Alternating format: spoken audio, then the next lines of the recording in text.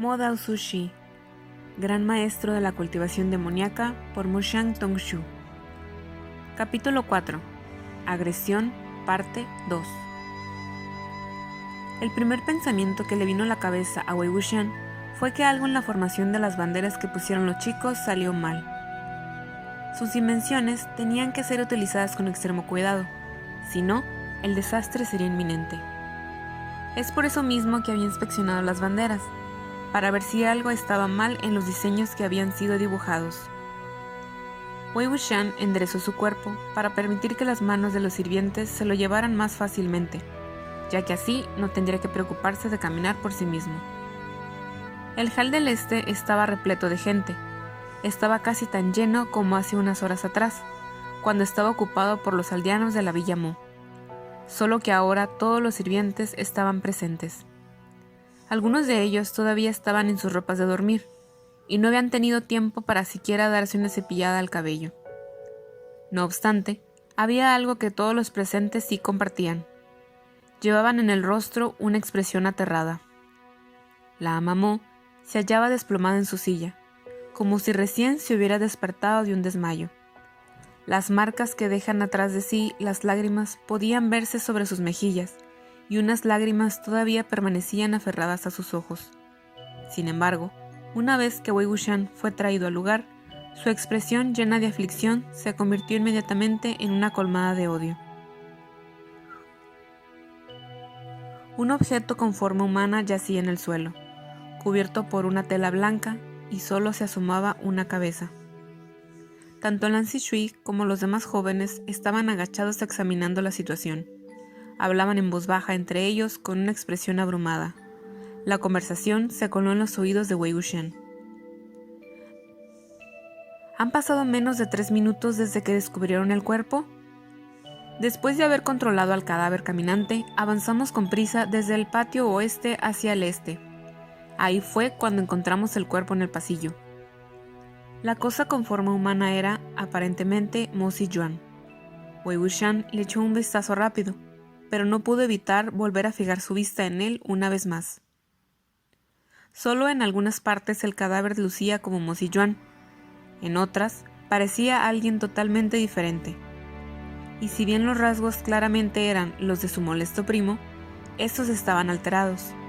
Los pómulos estaban profundamente hundidos, los ojos hinchados y la piel arrugada. Lucía como si la sangre y la carne de su cuerpo hubiesen sido succionadas, transformándolo así en un simple esqueleto con una delgada capa de piel encima. Si antes de esto Mo Ziyuan ya era poco agraciado, ahora su cadáver lucía, además, años mayor.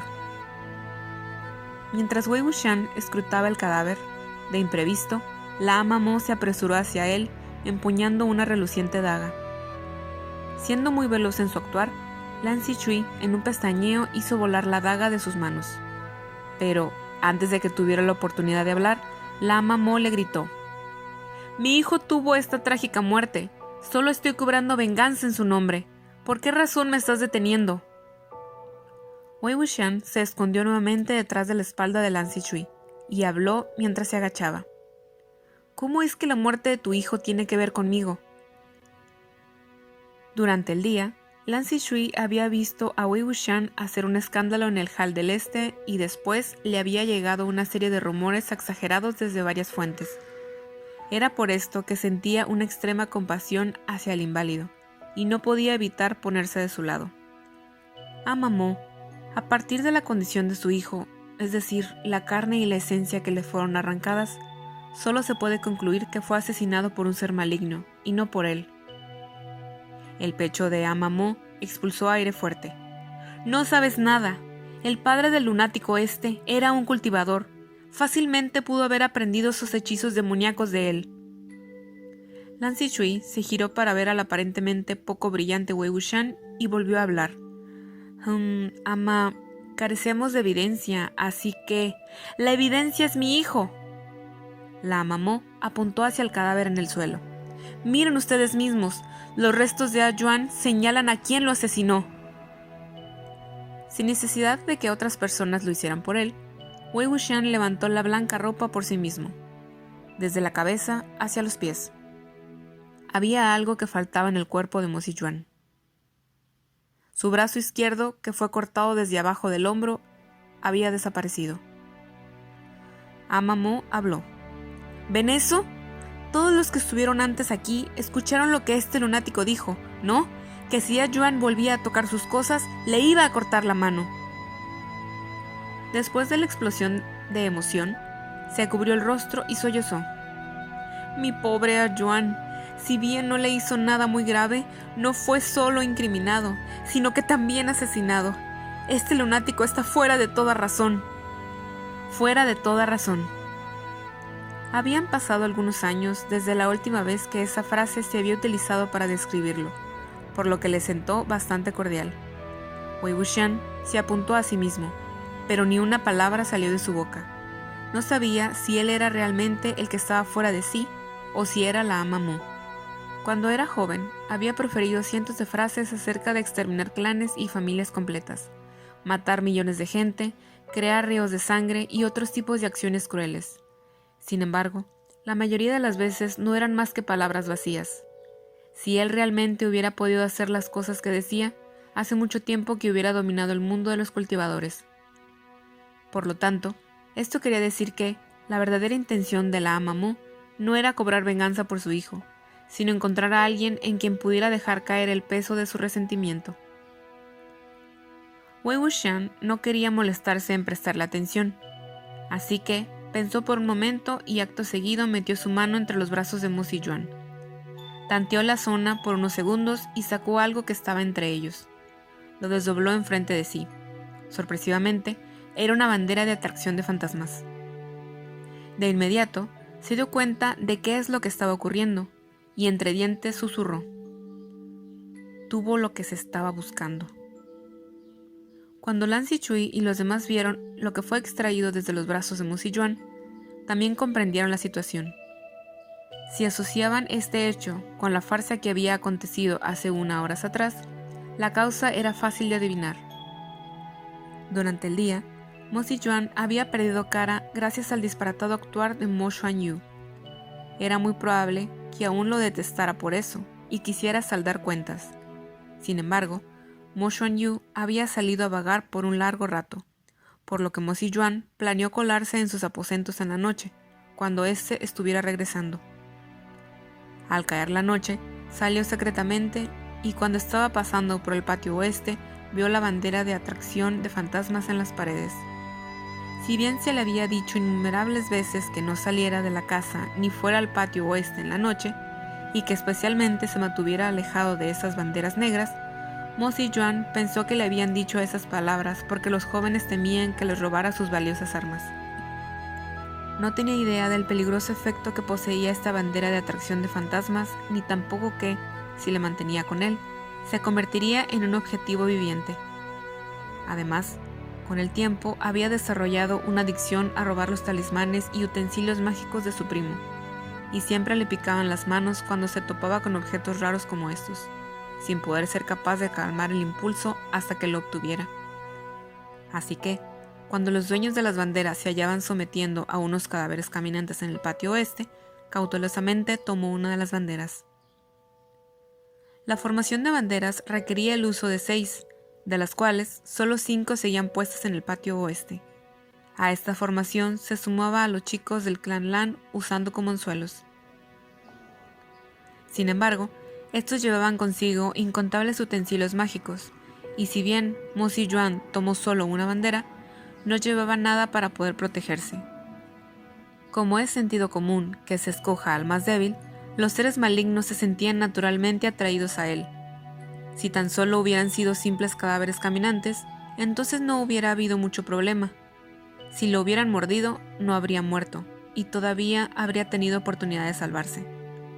Desafortunadamente, la bandera de atracción de fantasmas accidentalmente atrajo algo mucho peor que un simple cadáver caminante.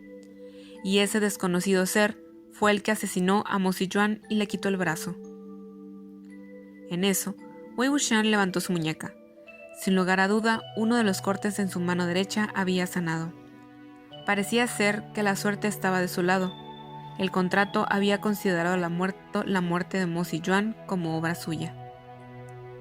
La ama Mo estaba bastante consciente de las manías que tenía su hijo, pero aún así no estaba dispuesta a admitir que las acciones de Mo Siyuan habían causado su propia muerte. Debido a la impaciencia y a la ira que la dominaba, agarró una taza de té y la lanzó en dirección de la cabeza de Wei Wuxian. Si no hubieras acusado a tu primo enfrente de tanta gente, ¿crees que él hubiera salido en la mitad de la noche? Todo es tu culpa, tú, hijo de perra. Wei Wuxian la vio venir y la esquivó haciéndose a un lado. La ama Mo se giró hacia Lan Ziyue y chilló.